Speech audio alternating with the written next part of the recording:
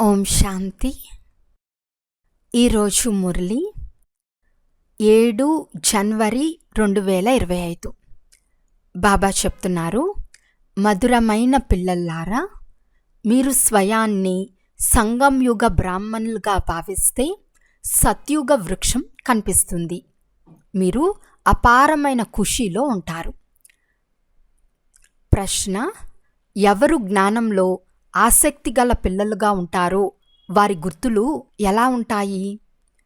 జవాబు: వారు పరస్పరంలో జ్ఞాన విషయాలే మాట్లాడతారు. ఎప్పుడూ పరిచింతన చేయరు. ఏకాంతంలోకి వెళ్ళి విచారసాగర మంథనం చేస్తారు. రెండో ప్రశ్న: ఈ సృష్టి రూపీ డ్రామాలోని ఏ రహస్యాన్ని పిల్లలైన మీరు మాత్రమే అర్థం చేసుకుంటారు? జవాబు: ఈ సృష్టి డ్రామాలో ఒక్క శివబాబా తప్ప ఏ వస్తువు సదా స్థిరంగా ఉండదు. పాత ప్రపంచంలోని ఆత్మలను కొత్త ప్రపంచానికి తీసుకెళ్లేందుకు ఎవరైనా కావాలి. ఈ డ్రామా రహస్యం కూడా పిల్లలైన మీకు మాత్రమే తెలుసు. ఓం శాంతి. ఆత్మీక పిల్లలకు పురుషోత్తమ సంగం యుగంలో వచ్చే తండ్రి అర్థం చేయిస్తున్నారు. పిల్లలు తమను తాము బ్రాహ్మణులమని భావిస్తారు.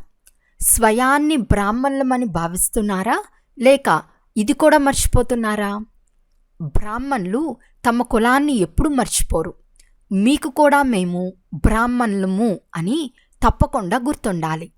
ఈ ఒక్క విషయం స్మృతిలో ఉన్న నావతీరానికి చేరుతుంది. సంగం యుగంలో మీరు కొత్త కొత్త విషయాలు వింటారు కనుక మీలో వాటి చింతన నడుస్తూ ఉండాలి. దాన్ని విచారసాగర మంథనమని అంటారు. మీరు జ్ఞానులు, యోగులు. మీ ఆత్మలో మొత్తం జ్ఞానమంతా నింపబడుతుంది కనుక మీ నోటి నుండి రత్నాలే వెలువడాలి. మేము సంగమయుగ బ్రాహ్మణులమని స్వయాన్ని భావించాలి. కొంతమంది ఇది కూడా అర్థం చేసుకోరు. ఒకవేళ స్వయాన్ని సంగంయుగ వాసులుగా భావిస్తే సత్యుగ వృక్షం కనిపించాలి. అంతేకాక అపారమైన సంతోషం కూడా ఉండాలి. తండ్రి ఏం అర్థం చేయిస్తున్నారో దానిని మనసులో పునరావృతం చేస్తూ ఉండాలి. ఇప్పుడు మేము సంగం యుగంలో ఉన్నామనే విషయం కూడా మీకు తప్ప వేరెవ్వరికీ తెలియదు. సంగం యుగంలోని చదువు కొంత సమయం కూడా తీసుకుంటుంది. నరుడి నుండి నారాయణుగా అయ్యేందుకు, నరకవాసుల నుండి స్వర్గవాసులుగా అయ్యేందుకు చదువు ఇది ఒక్కటే. మేము దేవతలుగా, స్వర్గవాసులుగా అవుతున్నామనే మాట గుర్తున్న సంతోషంగా ఉంటారు. సంగంయుగ నివాసులైనప్పుడే స్వర్గవాసులుగా అవుతారు. ఇంతకుముందు నరకవాసులుగా ఉన్నప్పుడు చాలా చెడు స్థితి ఉండేది. చెడు పనులు చేసేవారు. ఇప్పుడు వాటిని సమాప్తం చేయాలి. మనుషుల నుండి దేవతలుగా, స్వర్గవాసులుగా అవ్వాలి. ఎవరి పత్ని అయినా మరణించినప్పుడు మీ భార్య ఎక్కడ ఉంది అని మీరు ప్రశ్నిస్తే స్వర్గవాసి అయిందని చెప్తారు. స్వర్గం అంటే ఏమిటో కూడా తెలియదు. స్వర్గవాసిగా అయి ఉంటే సంతోషించాలి కదా. ఇప్పుడు పిల్లలైన మీకు ఈ విషయాలు తెలుసు. మేమిప్పుడు సంగం యుగంలో ఉన్నాము, పావనంగా అవుతున్నామని, స్వర్గవారసత్వాన్ని తండ్రి నుండి తీసుకుంటున్నామని లోపల అనుకుంటూ ఉండాలి. క్షణక్షణం దీనిని స్మరణ చేయాలి, మర్చిపోకూడదు. కానీ మాయ మరిపింపచేసి ఒక్కసారిగా కలియుగ వాసులుగా చేసేస్తుంది. పూర్తి కలియుగ వాసుల వలె కర్మలు చేస్తారు. ఆ అపారమైన సంతోషం ఉండదు. ముఖము శవం వలె ఉంటుంది. అందరూ కామచిత్ పై కూర్చుని కాలి శవాల వలె అయిపోయారని తండ్రి కూడా అంటారు.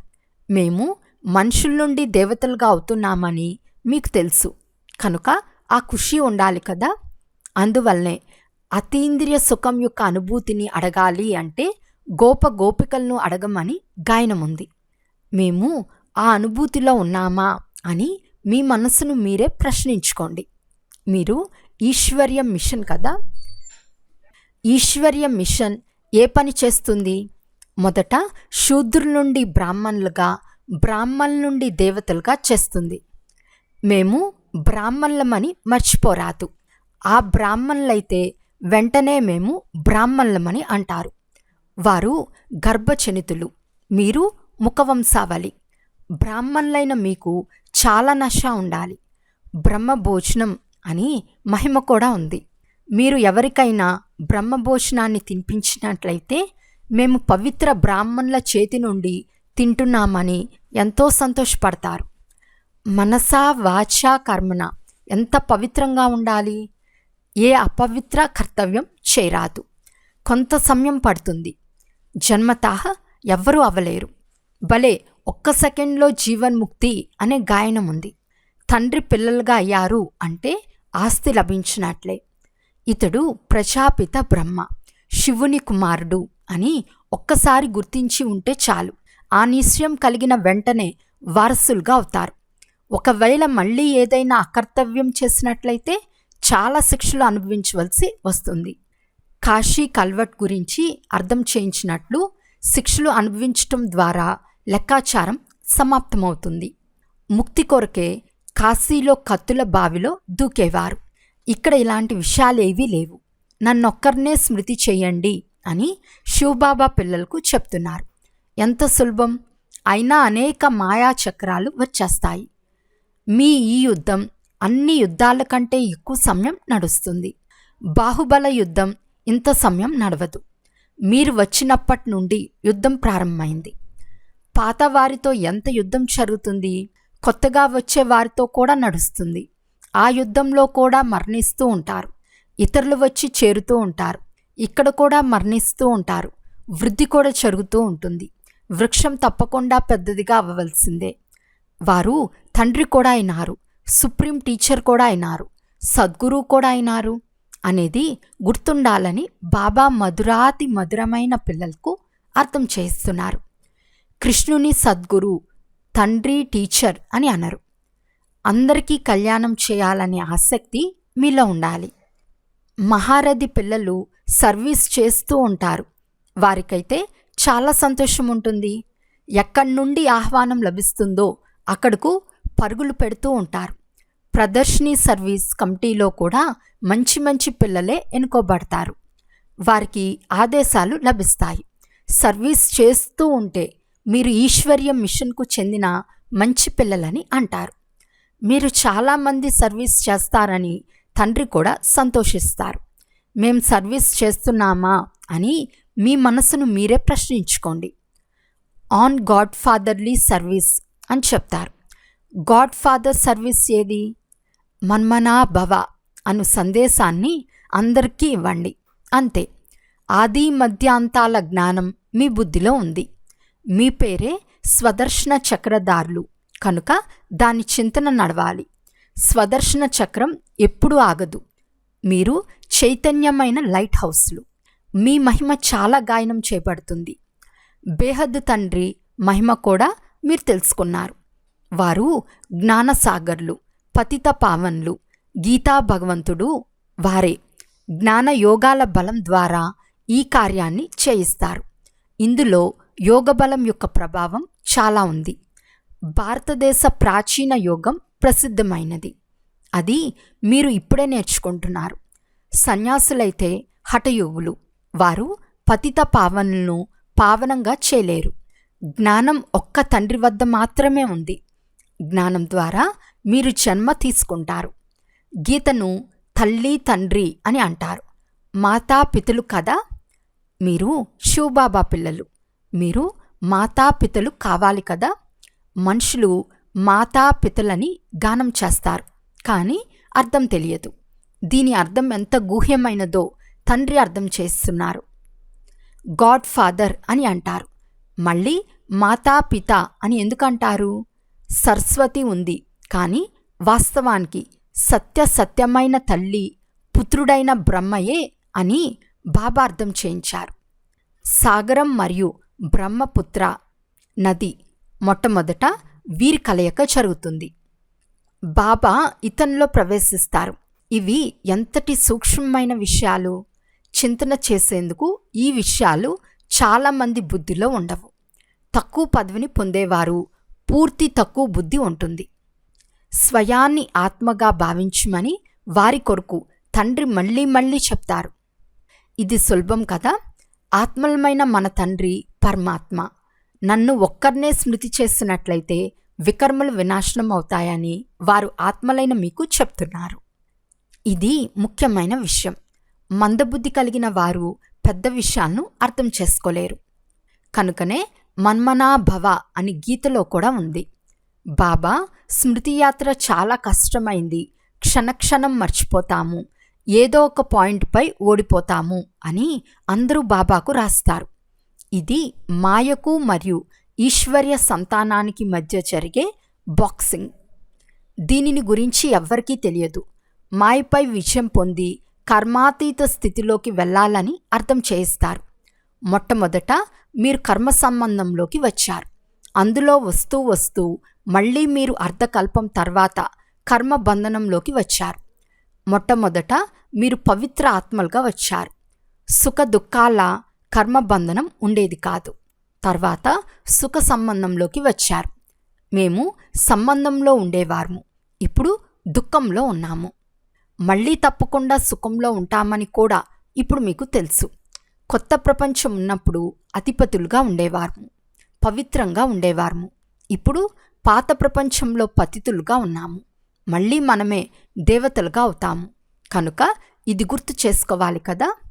తండ్రి చెప్తారు, నన్ను స్మృతి చేసినట్లయితే మీ పాపాలు నశిస్తాయి, మీరు నా ఇంటికి వచ్చేస్తారు, శాంతిధామం ద్వారా సుఖధామంలోకి వచ్చేస్తారు.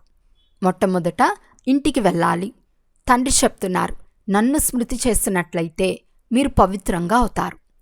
పతిత పావనుడైన నేను మీరు ఇంటికి వచ్చేందుకు మిమ్మల్ని పవిత్రంగా చేస్తున్నాను.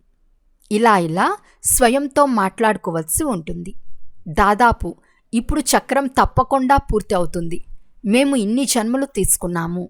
ఇప్పుడు పతితుల నుండి పావనంగా చేసేందుకు తండ్రి వచ్చారు. యోగబలంతోనే పావనంగా అవుతాము. ఈ యోగబలం చాలా ప్రసిద్ధమైనది. ఇది తండ్రియే నేర్పించగలరు. ఇందులో శరీరం ద్వారా ఏమి చేయవలసిన అవసరం లేదు.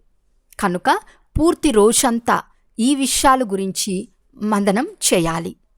ఏకాంతంలో ఎక్కడైనా కూర్చోండి లేక వెళ్ళండి. బుద్ధిలో ఇదే నడుస్తూ ఉండాలి. ఏకాంతం చాలా ఉంది. ఇంటి పైకప్పు పైకి వెళ్లేందుకు భయపడాల్సిన అవసరం లేదు. మొదట మీరు మురళి విని తర్వాత పర్వతాల పైకి వెళ్ళేవారు. విన్నదాన్ని గురించి చింతన చేసేందుకు మీరు పర్వతాల పైకి వెళ్ళి కూర్చునేవారు. జ్ఞానంలో ఆసక్తి ఉన్నవారు పరస్పరం జ్ఞాన విషయాలే మాట్లాడుకుంటారు. జ్ఞానం లేకుంటే పరచింతన చేస్తూ ఉంటారు. ప్రదర్శనలో మీరు ఎంతమందికి ఈ మార్గాన్ని తెలుపుతారు? మన ధర్మం చాలా సుఖంనిచ్చేదని అర్థం చేసుకున్నారు. ఇతర ధర్మాల వారికి కేవలం తండ్రిని స్మృతి చేయండి అని అర్థం చేయించాలి. మీరు ముసల్మాన్లు, నేను ఫలానా అని భావించరాదు. ఆత్మను చూడాలి. ఆత్మకే అర్థం చేయించాలి. ప్రదర్శనలో అర్థం చేయిస్తూ ఉంటే నేను నా సోదర ఆత్మకు అర్థం చేయిస్తున్నాను అని అభ్యాసమవుతుంది. ఇప్పుడు మనకు తండ్రి నుండి వారసత్వం లభిస్తూ ఉంది. స్వయాన్ని ఆత్మగా భావించి సోదరులకు జ్ఞానమిస్తారు. ఇప్పుడు తండ్రి వద్దకు పదండి. చాలా సమయం విడిపోయి ఉన్నారు. అది శాంతిధామం. ఇక్కడ ఎంత దుఃఖం, అశాంతి మొదలైనవి ఉన్నాయి. ఇప్పుడు తండ్రి చెప్తున్నారు, స్వయాన్ని ఆత్మగా భావించి అభ్యాసం చేసినట్లయితే నామరూప దేహములన్నీ మర్చిపోతారు.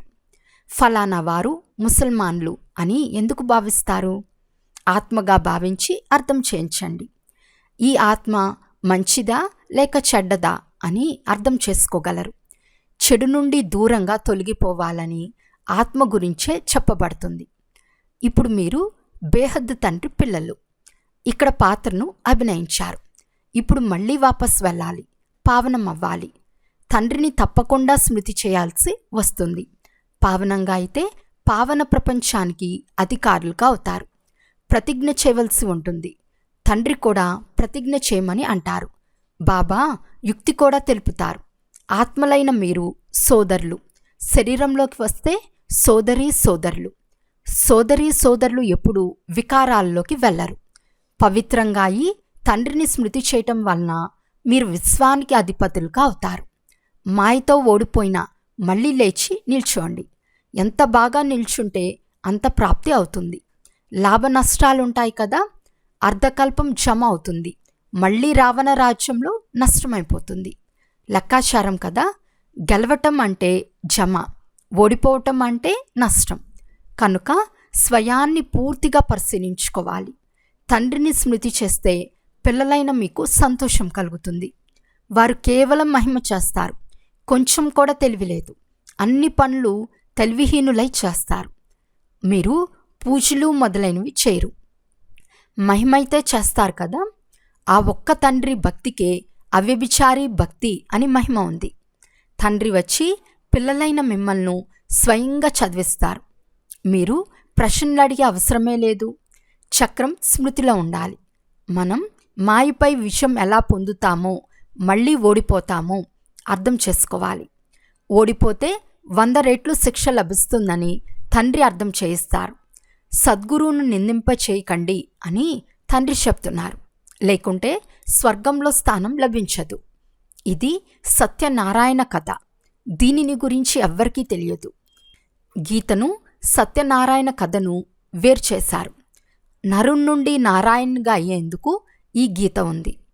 తండ్రి చెప్తున్నారు, నేను మీకు నరుణ్ నుండి నారాయణ్గా అయ్యే కథను వినిపిస్తాను.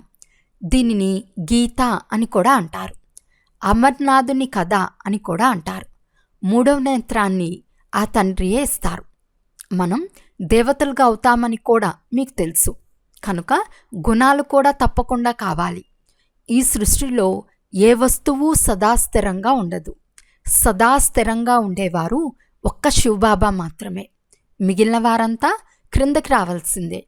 కానీ వారు కూడా సంగం యుగంలో వచ్చి అందరినీ వాపస్ తీసుకెళ్తారు. పాత ప్రపంచంలోని ఆత్మలను నూతన ప్రపంచంలోకి తీసుకెళ్లేందుకు ఎవరో ఒకరు కావాలి కదా. డ్రామాలో ఈ రహస్యమంతా ఉంది. తండ్రి వచ్చి పవిత్రంగా చేస్తారు. దేహదారులు ఎవ్వరిని భగవంతుడు అని అనచాలరు. ఈ సమయంలో ఆత్మకు గల రెక్కలు తెగిపోయాయి కనుక ఎగరలేదని తండ్రి అర్థం చేయిస్తారు. తండ్రి వచ్చి జ్ఞాన యోగాలనే రెక్కలనిస్తారు. యోగ బలంతో మీ పాపాలు భస్మైపోతాయి, పుణ్యాత్ములుగా అవుతారు. మొట్టమొదట శ్రమ కూడా చేయాలి. అందువలన తండ్రి మామేకం యాద్ కరో, చాట్ పెట్టండి అని చెప్తున్నారు. ఎవరి చాటు బాగుంటుందో వారు రాస్తారు, వారికి సంతోషం ఉంటుంది. ఇప్పుడు అందరూ శ్రమ చేస్తారు. చాట్ రాయకుంటే యోగం అనే పదును నిండదు. చాట్ రాయటంలో చాలా లాభం ఉంది. చాట్తో పాటు పాయింట్లు కూడా ఉండాలి. చాట్లు అయితే సేవ ఎంత చేశారు, స్మృతి ఎంత చేశారు రెండూ రాస్తారు. పురుషార్థం ఎలా చేయాలంటే చివర్లో ఏ వస్తువు గుర్తుకు రాకూడదు. స్వయాన్ని ఆత్మగా భావించి పుణ్యాత్మగా అవ్వాలి. ఈ శ్రమ చేయాలి. అచ్చా, మధురాతి మధురమైన అపురూపమైన పిల్లలకు మాతాపిత బాప్దాదాల ప్రియ స్మృతులు మరియు గుడ్ మార్నింగ్.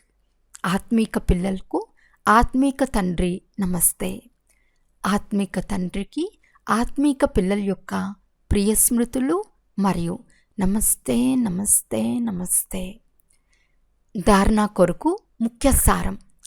ఫస్ట్ పాయింట్, ఏకాంతంలో జ్ఞానమన్న చింతన చేయాలి. స్మృతి యాత్రలో ఉంటూ మాయపై విషయాన్ని పొంది కర్మాతీత స్థితిని పొందుకోవాలి. సెకండ్ పాయింట్, ఎవరికైనా జ్ఞానాన్ని తెలియచేసే సమయంలో మేము సోదర ఆత్మకు జ్ఞానం ఇస్తున్నాము అని బుద్ధిలో ఉండాలి.